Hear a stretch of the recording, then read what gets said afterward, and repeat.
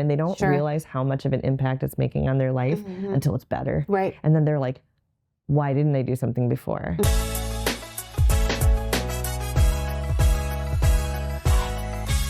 Hi, everyone. Welcome back to Pelvis Party Season 3. My name is Becky Monpetit. I am the owner of Rochester Local, and I am sitting here with Dr. Liz Olive, urologist at Olmsted Medical Center.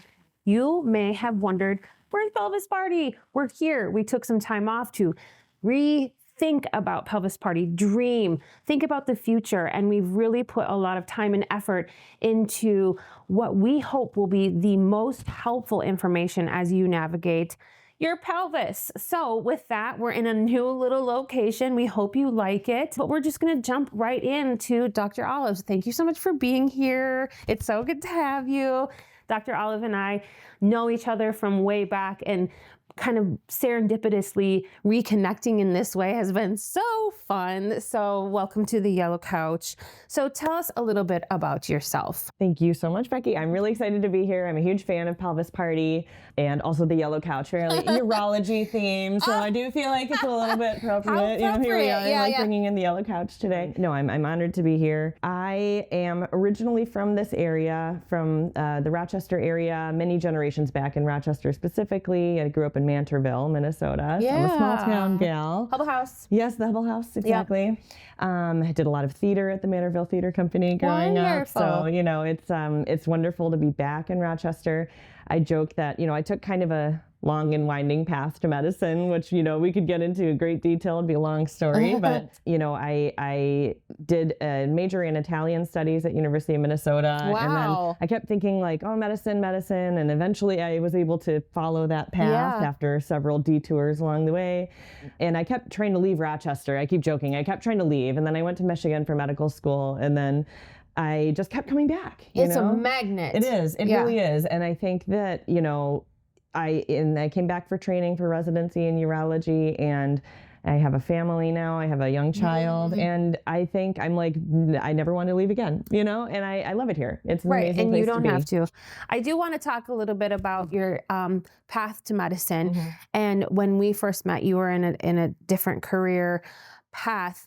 And what was it that really was the defining moment? Like, nope, this is it. This is where this is the path I'm going to take. Yeah.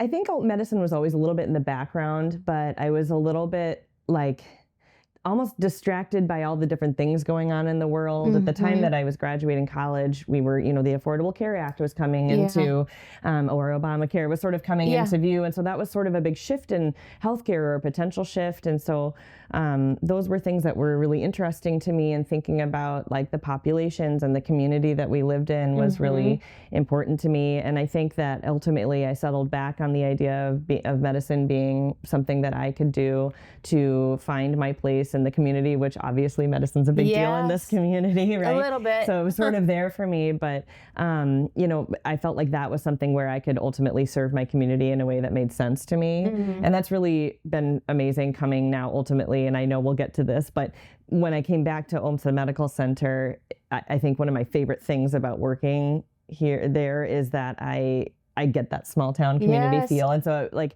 it totally clicked in, being like, oh, this is what I was looking for when I was going into medicine, and sort of the journey to get there. And so that's been the really most exciting part, is that sort of small town feel, and really feeling like I get to serve the people that I grew up knowing. It's just such a community feel, and even within the staff themselves, with a camaraderie and the teams that are built there, you can definitely sense that. So Dr. Liz Olive, urologist. Why urology?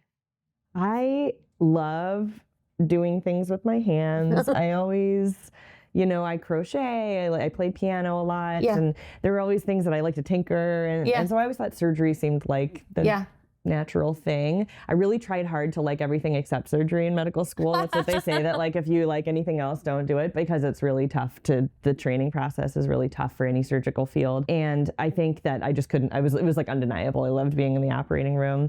And among the surgery things that I experienced, a little bit is luck, right? And a little bit is like you meet the people. And when I did a short 2-week rotation in urology, I was like, oh, these are the people. I like these people. And for urology as a field, besides the people who are in it and the vibes. Yeah. I love the breadth. And again, we'll talk about breadth of urology, Yes. I'm sure, along the way in these episodes. In your next episode, yes, right. And I like the breadth. We treat everything from benign to cancer to all this stuff. Lots of different types of surgeries, lots of clinic stuff and procedures, but also we get to deal with, of those things, we deal with very intimate problems. And I felt like I was good at facilitating those conversations with patients about things that are hard to talk about and just sort of normalizing and listening and troubleshooting. And that was the piece of again, connecting, sort of that piece where I felt like I was really connecting with patients and the community with surgery. And so it was a cool way to put those things together that, again, sort of made sense to me. All right. So how would you deal with bladder anxiety in your role with your patients?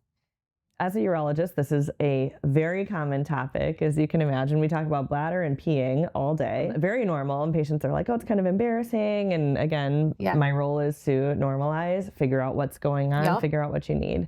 Most of the time for all of our patients, and we treat, mostly men in urology, but we also do treat women. There's a lot of overlap between them. And I think, for the bladder stuff specifically, most of the time we're starting with, primary care gets the ball rolling. How severe is it? Does it bother these patients a lot? Most of the time, these voiding problems, when I say voiding, I mean peeing problems, are not super dangerous. At least in the beginning, right? And so primary care gets the ball rolling as far as initial medications, talking about that and figuring out when they need to go to gynecology, urogynecology, urology. And again, there is a lot of overlap between our specialties, which is what makes it awesome that we can do multidisciplinary care with more than one specialty helping you. The point at which they come to me typically for women would be, if they are having symptoms that are persisting beyond their first line therapies. Maybe they've gone to pelvic floor physical therapy, which I am a huge supporter of pelvic floor PT, by the way. I know you've talked about it on the episodes before, and I've watched. Absolutely. And I always tell patients, listen, there's a lot to be gained. We could all use a little pelvic floor PT, who doesn't? And the pelvis has an excellent memory. And so even if the starting problem was peeing problems or an infection or a surgery or whatever, the risk involved in pelvic floor physical therapy is exceedingly low, but the benefit is so great. And so if pelvic floor physical therapy for a female patient or a patient with female anatomy does not get you where you want to be, that's the point where you get referred to urogynecology or urology, typically for peeing problems. Sometimes that looks like leakage. Sometimes that looks like difficulty getting urine out. On the flip side for men, I would say very similar things, to be honest, in the very beginning. Primary care doctors or providers are amazing at getting things started. But a lot of the time as a urologist, I am a big proponent of medications oftentimes get you so far, only so far with peeing problems. Many men have large prostates or honestly have pelvic floor issues just like women, and we don't talk about it. That's true. That's never Men talked have about. pelvic floor problems too, and pelvic floor physical therapy can help with that. But sometimes there's an anatomic problem that can become dangerous over time if you're not emptying your bladder properly.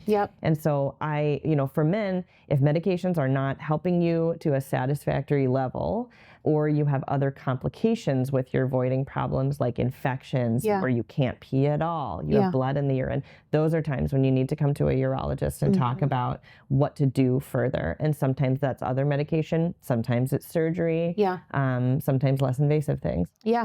I love that we're talking about this because we've been primarily addressing women's health issues, and we forget that these sorts of issues. I love that you brought up about pelvic floor health. That is not something that I even have ever considered or thought of that could benefit someone with male anatomy. So that's really important. So what would you say are some good tips for patients who are really embarrassed to bring this up? Yeah, I would say you would be shocked how many people have the exact same problems as you. And I think especially, it's funny, there's different things we focus on in our classically like male versus female patients. And I say that in a broad sense because we have patients who are everything in between, right? But, it's like leaky ladies with peeing problems or UTIs. And then we have like men who have a slow stream or got to pee all the time. Right. And sometimes those things are related. But it gives you a lot of anxiety. And I would say that the time to bring it up is any time that it's bothering you. Sometimes people have what I would say are severe symptoms, but they're like, I'm okay with it. And then I say, okay, as long as you're not having dangerous problems, I'm okay with it too. Yeah. But where it becomes, initiating that conversation is resting assured, and hopefully you have a good relationship with your primary care provider such that you feel comfortable with them. If you don't, you should get someone else because these are, really common things that we treat all the time. And the point at which you should talk about it is if it's bothering you, like I've said, or if it's starting to change what you do. Like if you're modeling your trips to the store around like, okay, when I get there, I got to make sure I see where every bathroom is. Right. I'm packing my bag full of pads. Yeah. Or I'm not doing certain activities because I'm worried about my peeing. I'm restricting how much I'm drinking. Like those are all things that patients modify probably slowly over time, and they don't realize how much of an impact it's making on their life until it's better. Right. And then they're like, why didn't I do something before? And that's the thing we hear all the time in our office with peeing dysfunction is like, why didn't I try this before? Sure. Because it's scary to go see, like a surgeon to talk about surgery potentially, right? And we're not always talking about surgery, but sometimes we do. Yep. And again, most of the time we can make really good inroads at improving someone's quality of life. Sure.